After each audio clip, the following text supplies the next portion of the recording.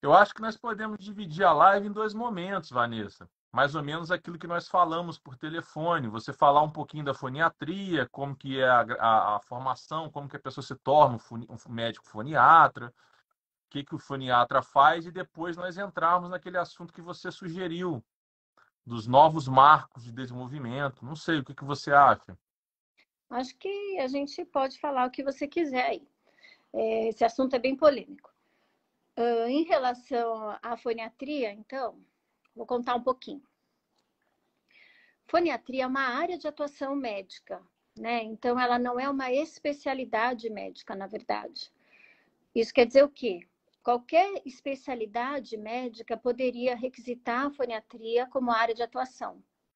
Então, por exemplo, a neurologia poderia requisitar a foniatria como uma área de atuação, assim como outras especialidades, a pediatria, e isso é uma coisa que até seria muito bom, porque aumentaria assim a nossa conversa com as outras especialidades, né?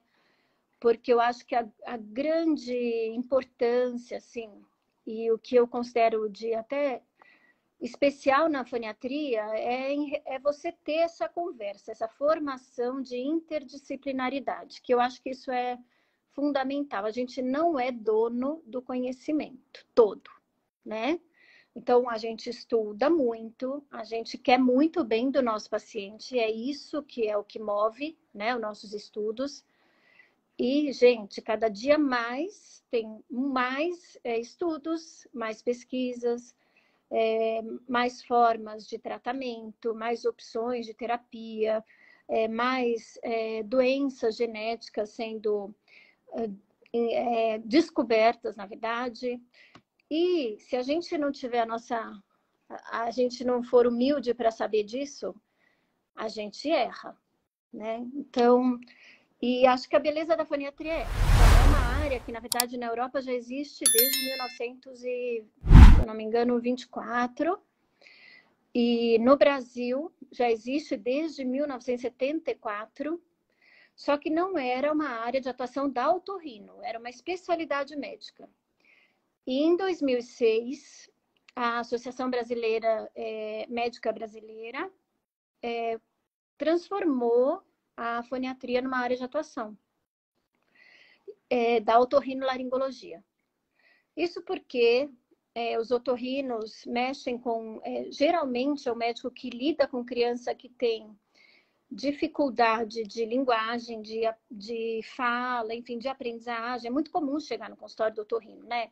Para ver se a criança escuta, se tem algum problema visual que está atrapalhando. Então, acaba aparecendo otites, né? Muitas otites, enfim. Então, é um médico que lida muito com essas crianças. E um grande nome aí, de um grande foniatra que já faleceu, foi o Dr. Mauro Spinelli.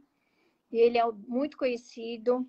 Ele foi um foniatra que trouxe toda essa interdisciplinaridade para a foniatria e ele participou muito lá da PUC, formou muitas fonoaudiólogas, uma faculdade que tem muita conversa interdisciplinar, tem muita questão humana, que às vezes acho que falta muito na parte médica, infelizmente. E então foi isso. A foniatria ela é uma ciência médica, mas ela é formada quase que de uma forma humana, sabe? Uma ciência humana, eu digo. E a gente acaba tendo que ter conhecimento em outras áreas, obviamente que dentro das nossas limitações, né?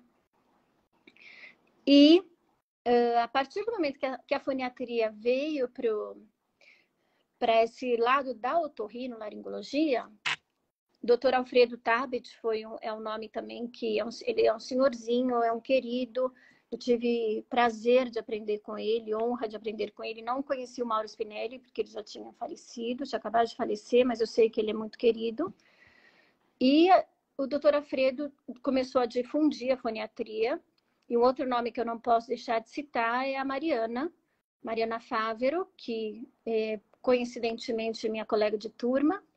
A gente, quando eu resolvi fazer foniatria, foi uma coisa muito engraçada, porque eu gosto, assim, eu não gosto de ficar muito parada, sabe? Então eu gosto de estudar. E aí eu tava assim que eu queria um desafio. Então eu falo que a foniatria é um desafio, né? E conversei com a Mariana e fui lá na PUC e fiz. Então o foniatra ele precisa ter uma formação prática, né? E aí tem 2 serviços hoje que fazem essa formação. Aliás, hoje tem mais, tem um serviço no Rio de Janeiro também, mas na minha época tinham só 2, tinha o HC e a PUC, onde está o Dr. Alfredo, onde trabalhou Mauro Spinelli, enfim. E depois dessa formação prática e teórica, também você faz os cursos extensivos e aí mais teóricos da BOL. E hoje a gente tem um curso que é o curso extensivo da BOL e a gente tem 2 cursos que são cursos avançados de linguagem e o de aprendizagem. Eu dou aula nesse de aprendizagem, coordeno junto com a doutora Sulene e a Mônica junto com a doutora Mariano de linguagem. Então, enfim. Mas acho que nada disso importa tanto, tá? Acho que o que mais importa é a gente poder conversar, né? Com outros especialistas e poder fazer diferença na vida da criança que a gente está ali atendendo. Então, para mim, eu vou para o consultório feliz, eu gosto de estar lá, de conversar com os pais, eu gosto de ver a evolução dos pacientes, é uma coisa que me deixa feliz. Obviamente que tem algo pessoal nisso, né? Então, eu acho que isso acontece muito com muita gente. A gente tem coisas que acontecem na nossa vida, que marcam com pessoas próximas e que influenciam nas nossas escolhas, né? Então, eu fui lá fazer foniatria e eu lembro até hoje de eu chegar e passar um dia inteiro lá e sair e falar, meu Deus, é outro mundo isso aqui, né? Porque médico é assim, né? Você vê dor de ouvido, você dá remédio, melhora, ou então, tem uma amígdala grande, vou operar, resolve o problema, né? E não é assim, foniatria. Então, foniatria é outro mundo. É um mundo em que você é o humano que está em você, sabe? Não só o médico, mas o nosso papel como médico é ajudar o nosso paciente, né? Então, a gente faz a investigação médica do problema, mas não é só isso, sabe? Tem toda a conversa com a família, ajudar nessa disposição das terapias. É muito sofrido, muitas vezes, alguns casos, ao mesmo tempo que tem casos muito, muito gratificantes, assim, de ver a evolução. Enfim, eu me realizo, assim, sabe? Em lidar com esses pacientes. Vanessa, a foniatria não tem uma residência médica, então? Não, a foniatria tem um fellow, Uhum, né? E que você precisa fazer de uma uhum, quantidade de horas por um uhum, ano, depende da carga horária. E a partir daí, só que durante a formação você passa por diversas especialidades, se discute muito. Normalmente, quem está fazendo fellow de foniatria está nos congressos apresentando trabalho, uhum. tá participando de pesquisa, porque é uma coisa que você precisa. Então, sai artigo todo dia e a gente tem que se atualizar. Então, é uma especialidade que você tem que se dedicar muito, né? E depois disso, e tem os cursos teóricos, as aulas, mas assim, ó, na verdade, essas aulas teóricas, esse curso extensivo, por exemplo, que eu estava participando hoje, ele não é só para foniatra, para quem quer fazer foniatria, ele é para otorrino. Então, isso que eu acho mais interessante, porque para você ter o título de foniatra, você tem que ter feito tudo isso e e prestar o título. Esse ano vai ter, se eu não me engano, são 10 inscritos só, então são poucos, né? E eu acho para o Brasil, eu gostaria que tivesse cada vez mais, porque eu acho que é importante. Mas, durante todo esse trajeto, assim, como de aprendizado e vivência na foniatria, mesmo sem você ter esse título como um otorrino, você sabendo um pouquinho, entendendo um pouquinho da área, você ajuda muito o paciente. É muito triste quando a gente recebe paciente que veio de otorrino e que não fez algum diagnóstico ali, não pensando só em diagnóstico, mas não conduziu o caso de uma forma que poderia conduzir, e não por maldade, mas por falta de conhecimento. Então, o objetivo nosso é realmente difundir esse conhecimento para todo mundo que puder, para os otorrinos todos que a gente conseguir, O né? objetivo da foniatria... Então, desculpa, perdão, achei que você tinha concluído. Perdão. não, pode falar. O objetivo da foniatria não é nenhum tipo de procedimento invasivo, então. Não, como a gente é otorrino, a gente acaba Não, mas eu digo fazendo, foniatria, mas só não. Nem a terapia. Nosso foniação. objetivo é fazer uma avaliação, é fazer um acompanhamento dessas famílias, desses pacientes com problemas de linguagem e aprendizagem.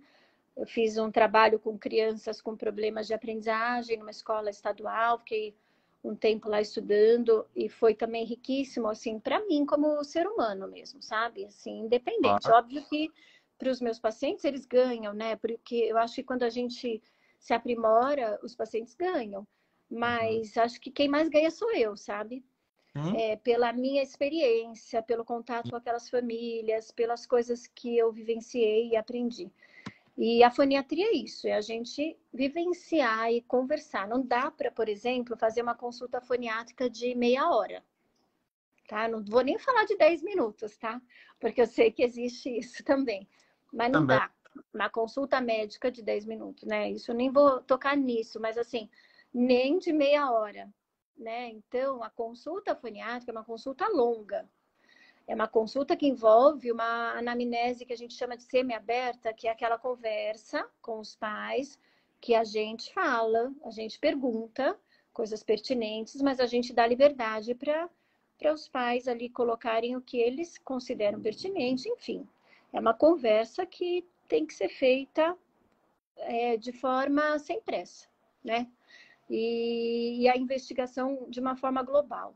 E depois disso tem a avaliação, né, que envolve com crianças pequenas brincar com a criança, pensar em todos assim as hipóteses, enfim, avaliação médica, observar dismorfismos faciais quando existem, problemas otológicos que também podem repercutir. Então, eu já tive experiência no consultório muito triste, assim, em relação a isso. Eu já tive um paciente que foi me encaminhado por outro paciente, né, que era um pacientinho que tinha alguns problemas e a gente observou uma questão genética, isso foi importante para esse paciente. E aí essa mãe me encaminhou uma outra mãe que era da escola e essa criança já tinha 5 anos, era uma criança que estava em terapia ABA, era uma criança que tinha um diagnóstico de autismo dado por 2 neuros. Por que 2, né? Provavelmente porque a mãe passou com 2, né? Então já mostra para mim que teve alguma dúvida de alguma coisa. Já tinha passado por otorrino há um tempo atrás, não agora, mas há um bom tempo atrás, quando ele era menor, e não foi avaliado, não foi diagnosticado nada diferente auditivo, por exemplo, e era uma criança surda profunda bilateral.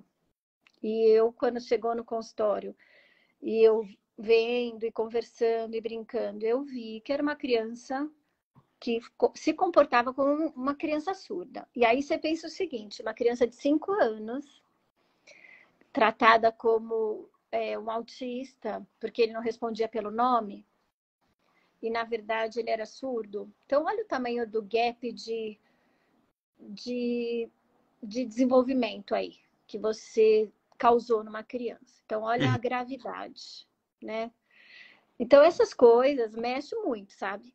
Essas coisas mexem com a gente. E nesse ponto, assim, eu acho que a foniatria, os cursos que a gente dá, falar de foniatria, por isso que eu tô aqui também, acho que falar, quando eu falo foniatria, a gente está falando, eu estou falando especificamente de foniatria, mas estou falando de criança, de desenvolvimento, de ser humano, né? Então, falar disso, quanto mais a gente puder, para mais pessoas, e principalmente para os médicos, né? Para os otorrinos, por isso que é importante esse curso. E esse curso, assim, cada vez tem mais otorrino querendo fazer. Então, faz fila de espera, a gente não dá conta, é isso que está acontecendo. Tanto é que, antes da pandemia, a gente fazia esse curso presencial, lá na sede da Associação Brasileira de Otorrino. E depois da pandemia, a gente continuou fazendo online, então a gente teve que montar 2 turmas, que daí, como tem muita gente de fora de São Paulo, né? Muita gente queria assistir o otorrino, porque o otorrino lida ali com a criança e chega esses casos no consultório e eles querem entender como conduzir, independente de querer ser foniatra, é isso que acontece. E tem muita procura do curso extensivo.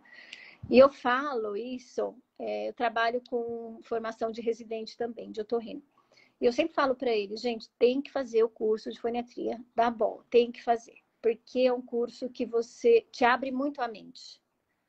Sabe aquela mente assim de só olhar uma otite, uma rinite, enfim, né? Ele abre a mente em relação a desenvolvimento infantil. Se você lida, atende uma criança, eu falo criança, a foniatra também lida com adultos, tá? Mas como tem um viés para o lado infantil, porque é a fase que a criança está desenvolvendo a sua comunicação, a linguagem, então acaba tendo mais o público infantil no consultório. Claro. Mas se você lida com criança, você tem que fazer, tem que entender do que você está fazendo. Então, por isso eu fico feliz de ter tanta gente fazendo esse curso aí, sabe? Vanessa, o que me parece assim é que os médicos, seja pela formação, seja pela logística, do momento, porque tem que ter quantidade, não importa o motivo, mas o que parece é que os médicos eles olham mais para o problema, mais para a doença, né? Para o problema, doença, síndrome, transtorno, enfim. Eles olham mais para o problema. O paciente chega no consultório, não importa a área. O paciente chega, o médico, tá, qual que é o seu problema, né? Não tem aquela, e aí, tudo bem? Porque essa conversa, que parece uma conversa fiada, na verdade, se ela for bem conduzida, é uma avaliação indireta do histórico familiar, de várias questões que ninguém percebe, mas se o médico tiver esse jogo de cintura, ele já está ali fazendo um atendimento, uma avaliação e percebendo questões de desenvolvimento infantil enquanto a criança anda para lá e para cá dentro do consultório, Exato, é isso aí. sem precisar falar assim, vamos lá agora avaliar a criança. E me parece que o médico está mais preocupado assim, qual que é a sua queixa, qual que é o seu... E assim, não tem que ser a queixa. O paciente ele não vai ali, às vezes ele vai com uma queixa pré-determinada, mas muitas vezes ele vai para pedir socorro. E muitas vezes, quando ele vai com uma pré-determinada, que foi o que você narrou do paciente que já chegou no seu consultório com 2 diagnósticos de autismo, essa queixa pré-determinada pode estar errada, ou pode ter uma coisa a mais, que foi o que aconteceu. Então, me parece Exato. que os médicos eles precisam de fato melhorar essa questão do humanismo, né, Vanessa? Sim. Infelizmente, viu, Diogo? Não faz parte tanto da formação da faculdade de medicina essa questão, né? Então eu falo, ó, o que eu penso, tá? Isso sou eu que penso. A gente não começa a se formar médica na faculdade. A gente começa a se formar médico quando a gente nasce, sabe? Porque eu acho assim, toda a nossa vivência, tudo que você experimenta na tua vida, tudo que você vivenciou, a forma como você lidou ali na tua família. Meu pai é médico também, então eu via como ele lidava com os pacientes, como ele se preocupava. Eu acho que tudo isso influencia a nossa formação médica, porque eu acho que qual que é a grande questão? A gente precisa saber encaminhar quando a gente não sabe fazer, entendeu? Porque isso não é brincadeira, a gente não está diante de uma coisa, né? É muito fácil quando realmente é uma dor de garganta, dá um antibiótico e resolve, mas principalmente, mas assim, às vezes tem outras questões. A gente estava conversando isso hoje, agora há pouquinho, no curso. A gente tem obrigação Você chega a criança ali de 2 aninhos para você examinar porque está com, sei lá, qualquer queixa, uma rinite, enfim. A gente tem a obrigação de saber como ela está falando, perceber como ela está se desenvolvendo, porque é uma oportunidade para a gente poder intervir em alguma situação, né? A gente sabe que quanto antes intervir, melhor, enfim. Eu gosto muito de... Muitas vezes eu vou, principalmente quando é paciente novo, muitas vezes eu vou lá na sala de espera para pegar o paciente, vejo como ele está se portando ali, a forma como ele anda para chegar até a sala. Eu falo que a gente já observa desse início, é isso que você estava falando em relação à consulta, né? Enquanto você está conversando com a mãe, como a criança se porta, como que está a relação familiar, tudo isso conta, né? E mesmo assim, mesmo a consulta foniátrica sendo longa, e mesmo sendo mais de uma vez, porque eu não consigo atender só uma vez, eu fico lá 2 horas com o paciente, ainda assim eu quero ver de novo, entendeu? Isso é uma característica minha. E mesmo assim, eu acho que a gente tá pegando um recorte, né? Porque tem dias que você tá pior, que você não tá bem, que você... E então a gente está pegando um recorte daquele paciente. Então a gente ouvir, a gente nunca menosprezar uma queixa de uma mãe. Então, realmente, isso que você falou, infelizmente acontece muitas vezes e é muito triste, né? De as coisas passarem assim batido. E a gente tem esse papel, eu acho, de olhar tudo, né? De poder realmente ajudar os pacientes. É. E quando você está falando aí, eu fico aqui imaginando tanto que isso deve ser acentuado no seu atendimento, porque a maneira que você lidou comigo, vem lidando comigo no WhatsApp ali, dando atenção, conversando naturalmente, né? Você percebe o tanto que a pessoa é, o tanto que você, no caso, é atenciosa, né? Humilde, né? Disposta a entender, a ouvir, a contribuir. Toda essa conversa que a gente está tendo há 2, 3 semanas, parece que a gente já, eu pelo menos, né? Parece que eu já te conheço há anos, assim, né? Igual, não, tô aqui buscando minha filha e tal. Então, assim, uma conversa tão natural, tão bacana, tão produtiva. Então, eu fiquei imaginando isso. Eu falei, essa médica lidando com os pacientes, se comigo, que mal conheço, ela está lidando, imagina como que ela lida com os pacientes, com os alunos, né? Eu imagino que realmente você tenha nascido para ser foniatra mesmo. Bom, eu acho que eu nasci para ser médica, você sabe? Acho que eu não queria ser no começo, na verdade. Eu via meu pai trabalhando muito e eu não queria. Eu tentei não, enfim. Eu tentei não ser médica, viu? Mas eu falava, gente, mas não tem jeito, é isso que eu quero. E aí foi. E acho que na foniatria tem isso também, né? A gente tem que ter essa disposição de conversar com o paciente, de estar ali. Eu tenho isso mesmo, de ajudar. Mas, enfim. E Vanessa, Eu acho. desculpa, pode falar, porque você respirou aí, eu achei que. Não, pode falar, Diogo. E a foniatria em si, ela faz avaliações e ela também pode dar diagnósticos na área da linguagem, do transtorno da aprendizagem. Bom, na verdade, o foniatra, o médico, dá o diagnóstico médico, né? Assim como o neurologista, o neuropediatra dá um diagnóstico médico do problema, o foniatra também dá o diagnóstico médico do problema e faz a investigação médica etiológica do problema de linguagem, aprendizagem, enfim, dos transtornos, né?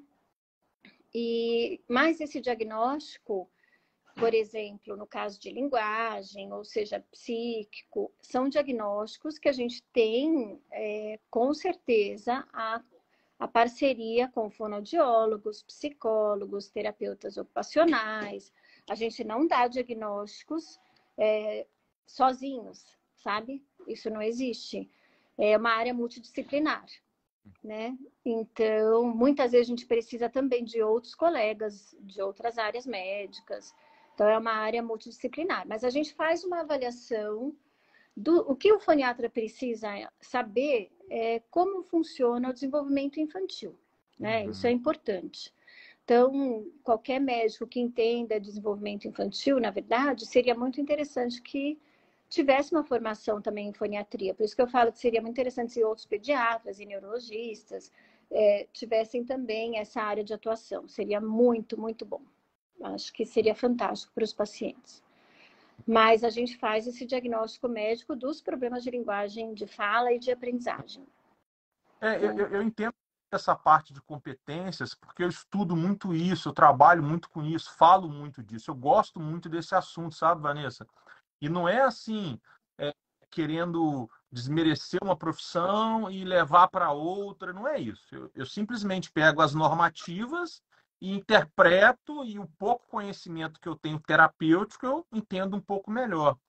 Quando você falou desse diagnóstico multidisciplinar, é cada vez tão mais importante isso. Por exemplo, hoje você já tem previsões legais de diversos profissionais da saúde que podem dar os respectivos diagnósticos, não diagnósticos médicos, mas diagnósticos em área de saúde nas suas respectivas áreas. E isso a tendência é crescer. Por exemplo, existem 2 projetos de lei tramitando no Congresso Nacional, um referente à psicopedagogia e o outro, que eu acho que eu nunca mencionei nas redes sociais, referente ao musicoterapeuta. Ambos os projetos de lei têm textos, têm dispositivos falando de diagnóstico. Diagnóstico psicopedagógico e diagnóstico do musicoterapeuta. Então, assim, eu acho isso fantástico, Vanessa, porque, como você mencionou, aquele dia pode não ser um dia bom, aquele ambiente pode ter refletido muito na criança.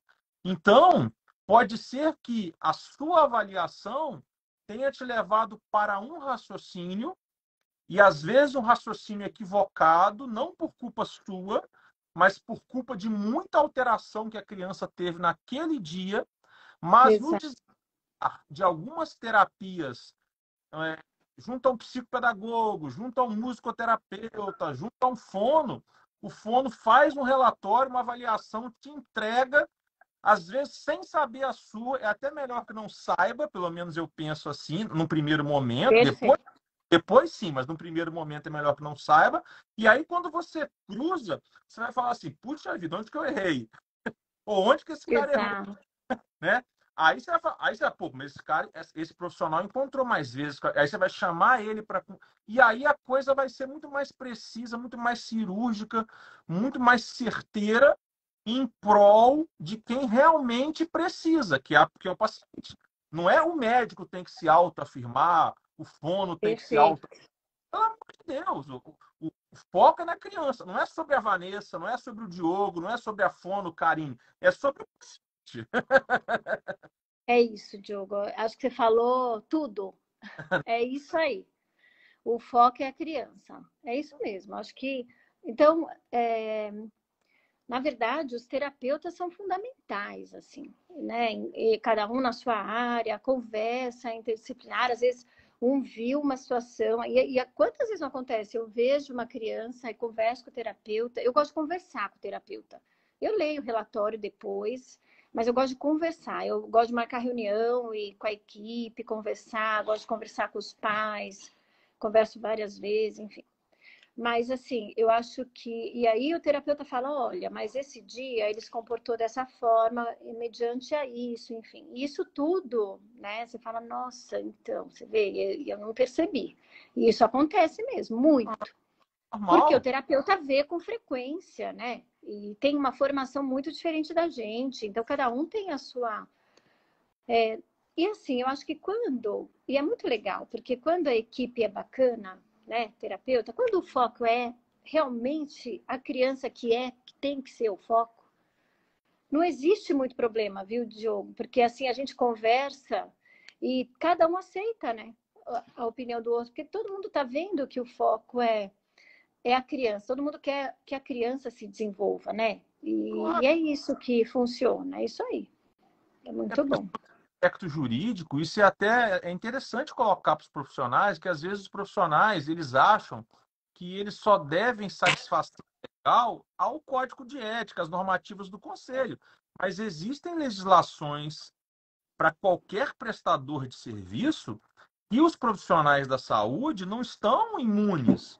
Então, quando os profissionais da saúde esquecem que o foco é o paciente, acham que são eles mesmos, que eles não podem errar, que eles não podem sofrer críticas, que eles não podem compartilhar conhecimentos, eu olho aquilo às vezes e falo, gente, tá precisando tomar uma ação de responsabilidade civil para entender para que ele se formou, ele está precisando entender.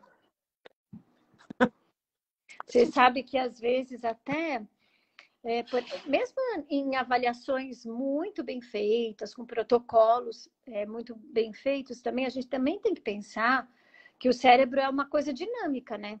Então, às vezes você pega uma avaliação mas aí você vê a criança não é aquela, sabe? Você fala, tá discrepante isso. Então, acho que tudo a gente precisa ter cuidado para poder lidar, né, com essa criança. O trabalho é isso, a Mônica está escrevendo aí, em prol da criança, é isso aí. É o que a gente quer Doutora Mônica. É isso aí. O Vanessa, e o seu mestrado foi em que área? Foi no distúrbios de comunicação humana, trabalhei com crianças com problemas de aprendizagem, numa escola estadual. E, na verdade, a avaliação foniátrica é uma avaliação clínica, né, que a gente faz. Ela não é uma avaliação como uma avaliação neuropsicológica, que existe um protocolo de avaliação bem estabelecido e tudo mais. A nossa avaliação é uma avaliação clínica em que a gente vai avaliar habilidades perceptuais, perceptivas auditivas, perceptivas visuais, praxias, manuais, praxias orais, como que é o relacionamento, como é que é a reciprocidade social dessa criança, enfim, né? Então, por isso é uma avaliação ampla que a gente utiliza alguns métodos de avaliação aí, mas ela é uma avaliação clínica, né? E diante disso, eu fui fazer uma pesquisa para poder entender de tudo aquilo que a gente usa na avaliação foniátrica, que a gente pode usar, o que mostraria mais e faria mais um diagnóstico diferencial entre transtornos de aprendizagem e dificuldade ou outras questões de aprendizagem. E aí eu fui numa escola estadual, e aí vejam que já tem um grande viés muitas vezes, mas eu fui numa escola estadual com um IDEP bem alto, uma das melhores do estado de São Paulo, para tentar diminuir esse viés. E ia lá muitas vezes, enfim. Mas aí, uma coisa interessante, que eu não sei se estou fugindo um pouquinho, mas que eu acho que é interessante colocar, já que tem gente aqui assistindo, um dos fatores de exclusão do meu trabalho, né? Porque teve alguns, por exemplo, a criança não podia ter perda auditiva e deficiência visual que não estava sendo corrigida, já que eu ia aplicar provas de percepção auditiva e visual, né? Então, ela não poderia ter e foi um fator de exclusão. E aí, uma grande maioria das crianças que foram excluídas foi por problema visual. Então, uma coisa assim muito interessante, porque como otorrino, a gente sempre lembra da audição, e a gente sabe que a audição faz parte do sistema de linguagem, que a audição é fundamental, que a gente precisa fazer uma boa avaliação auditiva, né? Mas a visão também faz parte do sistema de linguagem, na verdade. E a visão é importante não só na aprendizagem, né, ali para olhar a lousa, para enxergar, mas na comunicação, para você ver a expressão facial de uma forma, interpretar a expressão facial. Então, a percepção visual é fundamental na linguagem, para a criança ver movimento de boca, articulatório de boca, de língua. Então, me chamou muita atenção as crianças que não eram vistas do ponto de vista coisa básica, assim, de óculos mesmo, sabe? Ou o óculos estava ruim há muito tempo e nunca mais viu, ou não usava óculos, nem sabia que tinha problema de visão. Então, muitas vezes, a criança tem um problema que é muito mais simples, né? Do que complexo. E quantas, né? Então, acho que foi uma experiência muito bacana nesse sentido. Mas aí eu fui e apliquei vários testes em crianças que tinham queixas, para ver as crianças que tinham maior possibilidade de ter um transtorno de aprendizagem. Foi muito interessante, porque eu conheci muitas famílias, conversei com muitas famílias, tentei ajudar, até onde eu poderia ajudar, né, aquelas famílias em crianças que estavam ali sofrendo, conversei com professores. Foi uma realidade diferente, porque hoje, com a foniatria, claro que eu converso com o professor, com a escola, enfim, né, com os terapeutas, mas foi muito diferente eu entrar na escola, eu ficar lá dentro, participar ali de algumas reuniões. Então foi uma experiência muito bacana, né? Em crianças que tinham condições muitas vezes não tão favoráveis para aprender e que estavam ali e conseguiam superar várias dificuldades. Então foi uma coisa muito bacana para mim e acho que foi uma baita experiência e mais uma baita experiência de vida, sabe? E você fez uma aferição de quantas dessas crianças que foram observadas, diagnosticadas ou com bastantes indícios de transtornos, TEA, TDAH, de aprendizagem? Você fez isso? Diogo, dentro daquela população que tinha na escola, ficou muito dentro do que o DSM-5 coloca em relação a transtornos de leitura, porque na verdade foi mais isso que eu fui mais específica, tá?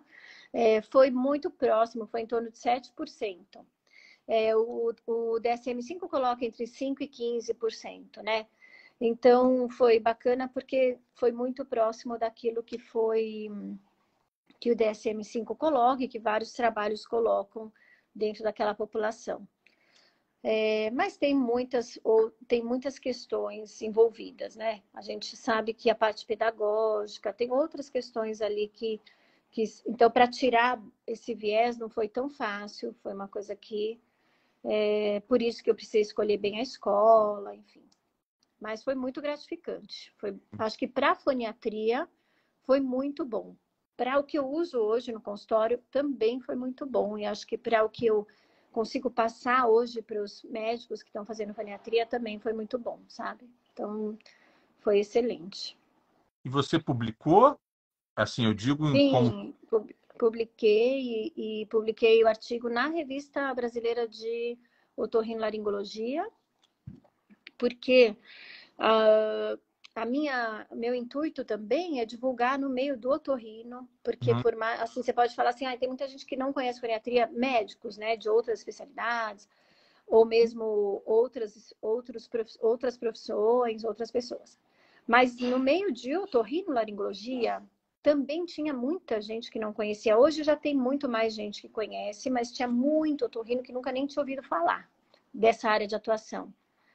E hoje não, e hoje, aliás, tem um boom assim, de interesse pela foniatria, porque o otorrino recebe criança que tem queixa, e às vezes não sabe o que fazer. Então, a criança chega com problema de aprendizagem e chega no otorrino, e aí o otorrino olha aquilo, pede audiometria, escuta, tá tudo bem, dorme bem, estamos tratando, e não aprende, e aí pede uma avaliação do processamento auditivo Aham, central. aham, Ai, ufa, né? Deu alterado, aí manda para terapia de cabine.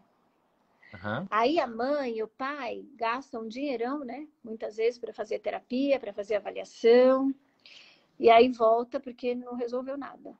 Não estou Aham. falando que não resolve, tá? Não Hã? estou falando que pode resolver, mas estou falando que tem casos e casos. Então, acho que a gente entender um pouquinho mais quais são as questões que podem levar a esse comprometimento de aprendizagem, pensar nas partes, tanto na parte ambiental, qualidade de sono, hábitos de leitura, enfim, né, uma série de coisas. Mas também na parte física, orgânica e alterações perceptuais, a gente saber que aquela criança, ela funciona inteira, não é só o ouvido, né? Não é só o sistema auditivo. Isso é fundamental para a gente saber quando pedir esse PAC, quando valorizar esse PAC, quando realmente tratar. Então, tem uma série de coisas que eu acho que é importante, e o otorrino, ele depara com isso no dia a dia. E com crianças com atraso de fala, e quando que vai intervir, né? Quando que é que a gente vai mandar para terapia, para fono ou não? Então, por isso, acho que independente de ser um otorrino que queira fazer foniatria, você entender do desenvolvimento infantil, eu acho que é fundamental, né? Porque faz parte da tua profissão, do teu dia a dia. Quando aqui em casa, em 2014, nós começamos a Michelle, principalmente, né, começou a ficar mais incomodada do que ela já vinha há bastante tempo com o desenvolvimento do Diogo Filho, principalmente no tocante à fala, à linguagem, etc. Nós fomos o primeiro médico que nós fomos foi no otorrino. E eu acho que é o mais comum, né? E aí, Sim. como você disse aqui agora várias vezes. E aí o otorrino, assim, eu me lembro perfeitamente, o otorrino quase não examinou ele, já encaminhou a gente para o neuropediatra, né? E aí eu fiquei assim, quase que eu esgoelei o otorrino, que eu queria saber por quê. Porque eu já estava pensando em coisas graves que estavam comprometendo a vida dele, da criança. Mas a Michelle, mulher, é muito mais esperta, né? A Michelle estava lá, não, mas quando a porta do consultório fechou, ela falou assim para mim: você já ouviu falar de autismo? Aí eu peguei e falei: do filme tal. Tá. Aí eu acalmei um pouco, né? Aí, enfim, aí começou a nossa saga de passar por 4 neuros para confirmar o diagnóstico primeiro que tinha dado. Mas hoje, em uma avaliação também fonoaudiológica com uma fono aí de São Paulo, nós confirmamos com 2 médicos daí, um do Einstein, inclusive, e tal. Enfim, e em 2014 isso. E aí, hoje, ontem mesmo eu e a Michelle falamos disso. O tanto que esse processo de avaliação diagnóstico do TEA, ele é mal direcionado para as famílias, pelas famílias, pela imprensa, por todo mundo. Por quê?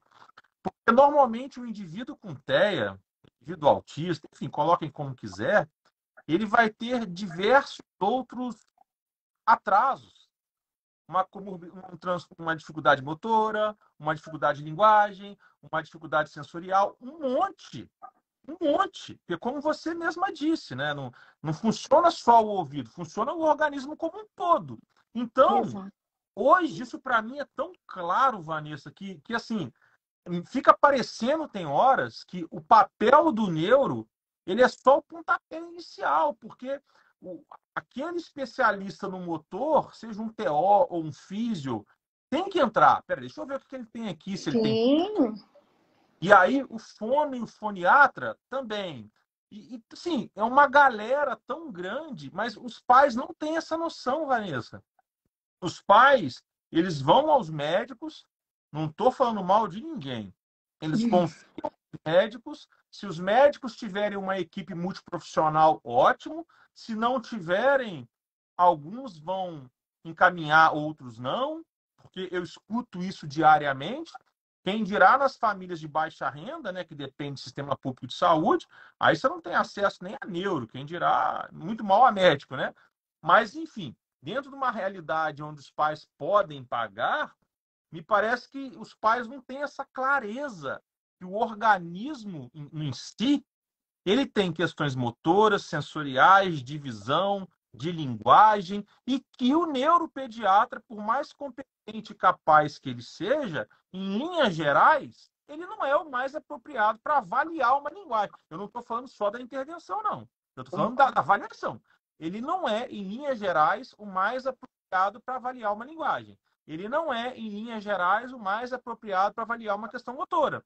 Ele tem que fazer uma avaliação cognitiva ali e, junto com os demais, né, chegar nesse diagnóstico diferencial. Porque o diagnóstico de autismo, se o caso não for desafiador, até o Diogo já dou o diagnóstico informalmente. Eu olho uma é, criança, se não for o caso desafiador, já, isso aqui é autista. Esse é autista. Agora, tá, o exato. que tem por trás disso aí? Né? A grande questão é isso, são os desafios, né? É o que você falou. Mas é isso aí.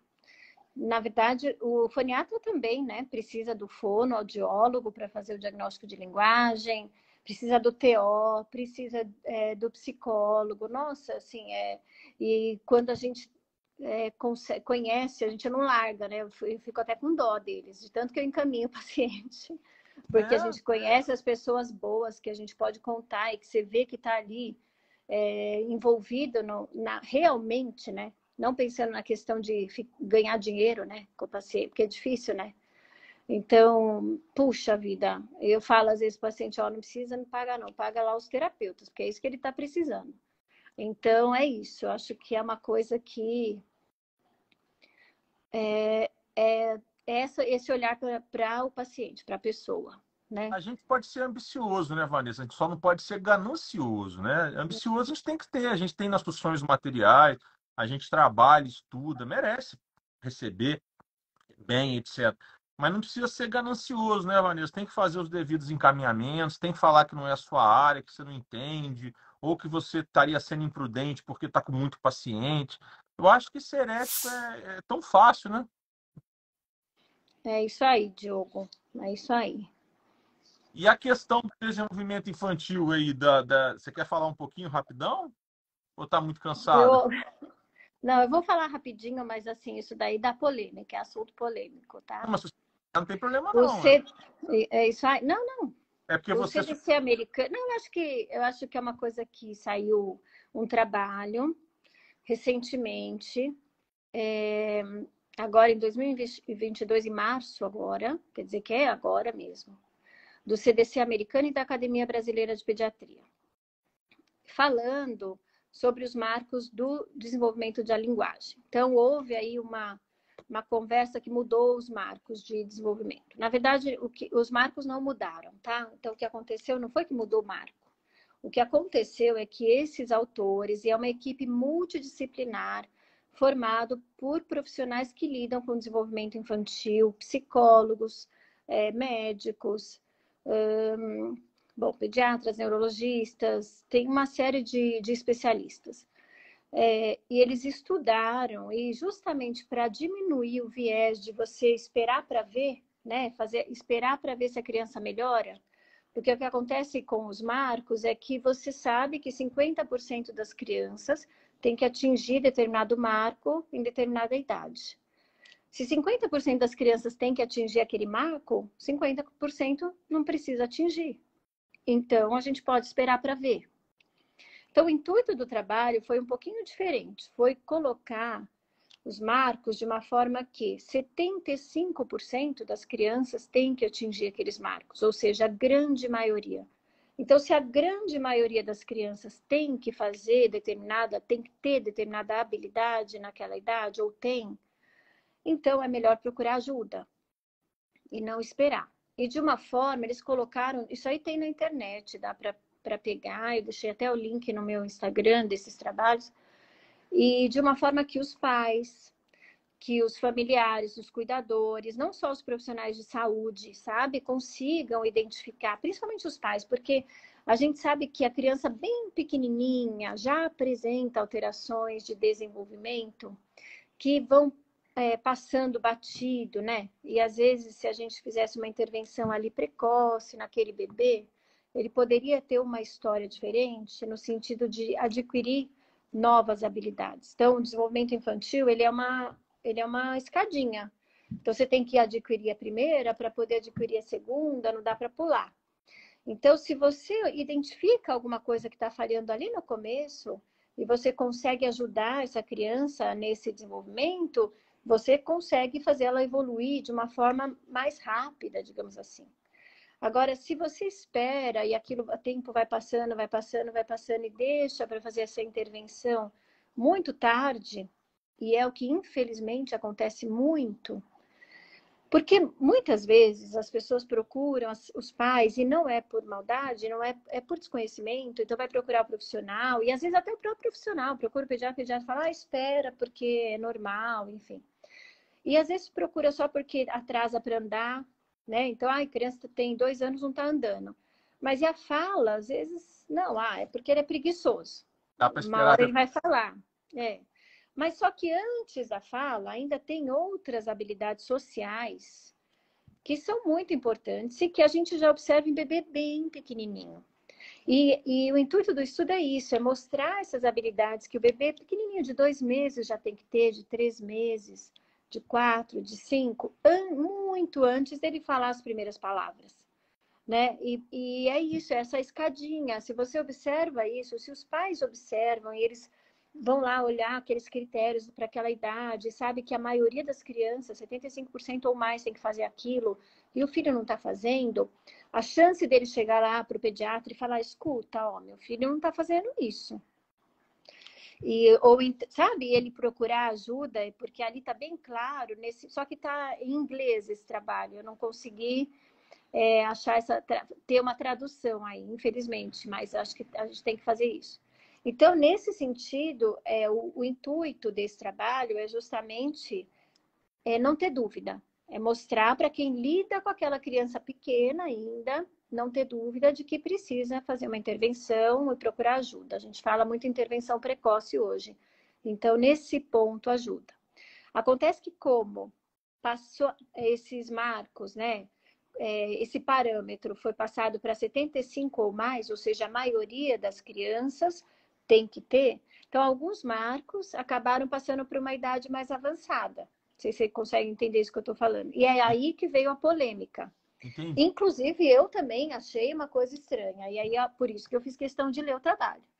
Né? Então, eu fui ler porque eu queria entender esse embasamento da onde que foi feito isso. E aí, hoje eu entendo, agora eu entendo o que acontece. Mas, assim, falar que mudaram os marcos, não. É uma forma a mais, talvez, a gente prestar atenção no desenvolvimento inicial do bebê, desde pequenininho, né? Porque aquilo é para a gente evitar que crianças de 3 anos só, porque agora não, ai, olha, não está falando mesmo, e aí é que você vai observar características nessa criança do desenvolvimento que você poderia ter intervindo antes, que quando você vai perguntar, essa criança já tinha outras características desde bem pequenininha. E eu tenho um paciente assim, mas ele chegou no consultório com 1 ano e meio, uma mãe fantástica, muito esclarecida. E ela chegou falando para mim assim, olha, doutora, eu vim aqui porque eu falo para a escola que o meu filho não me olha, que eu chamo pelo nome, ele não responde, tudo, mas a escola... E eu fui questionar a escola falou, não, a gente espera um pouquinho, ele tem uns 2, 3 aninhos para poder intervir. Na verdade, quem me encaminhou foi uma pediatra, esse caso, né? Essa paciente é a pediatra que acompanha e a pediatra que me encaminhou. Então, assim, realmente uma criança que não olha, que não tem interação, que brinca, fica rodando uma rodinha, não tem interesse por nenhum brinquedo, não simboliza na brincadeira. Tem uma série de questões. Uma graça de criança, assim, sabe? Uma criança boazinha. E aí eu fico mais preocupada, porque, assim, uma criança tão boazinha que eu fico pensando, bom, na escola talvez ele não dê trabalho, né? E aí, será que não vai ficar muito lá de escanteio? Então, essas coisas me pegam. Então a gente tem que pensar nessas coisas também. E aí, enfim, a mãe veio e a gente já começou a intervir. Mas se a gente 1 ano e meio é cedo, mas se essa criança conversando, ela tinha questões desde que nasceu, sabe? Então, tudo isso, eu acho que o trabalho visa isso, visa ajudar nesse sentido, sabe? Entendi. Entendi.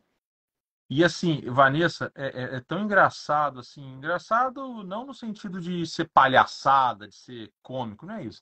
É tão curioso, né? Vou usar um adjetivo melhor. É tão curioso isso, porque tem coisas que são fáceis das famílias observarem. Por exemplo, antes de 1 ano, a criança tem que estar desenvolvendo atenção compartilhada. Um exemplo bobo, tão fácil de perceber, tão fácil de você ensinar para os pais, tão fácil dos pais perceberem. Eu sou um pai muito presente, né? O Dioguinho e o Benício, eles têm um diário. O Dioguinho, como foi primeiro filho, então eu escrevia quando o Dioguinho dormia, não tinha o Benício, né? Então eu tinha mais tempo, né? Então, quando veio a vez do Benício, o Benício dormia, tinha um Dioguinho, então eu não tive tanto tempo. Normal, vocês mães entendem isso muito bem. É porque eu não sou pai, eu sou pai, né? Mistura de pai com mãe. Então, o que que acontece? Eu lembro que eu fazia o diário do Dioguinho, papai, e ficava muito com ele, observava. E hoje, né, lembrando, eu realmente lembro que, por exemplo, a atenção compartilhada, eu acho que ele não fazia ou não fazia muito. Então, isso aí já seria suficiente para eu, opa, temos. Exato, é isso aí. Esse olhar consistente na hora da amamentação, né? Muitas vezes você observar se ele está te olhando no olho. Isso acontece, um bebezinho de 3 meses, 4 meses, olha no olho. Então, são detalhezinhos que a gente... que os pais, se eles tiverem acesso a essas informações, né? Porque muitas vezes a grande maioria é porque não sabe disso, não Tá, é? É porque não tem essa ideia. tá. E às vezes o pai comenta, ou a mãe comenta com o pediatra, e também o pediatra também, não, né? Acho que não é nada, vamos esperar.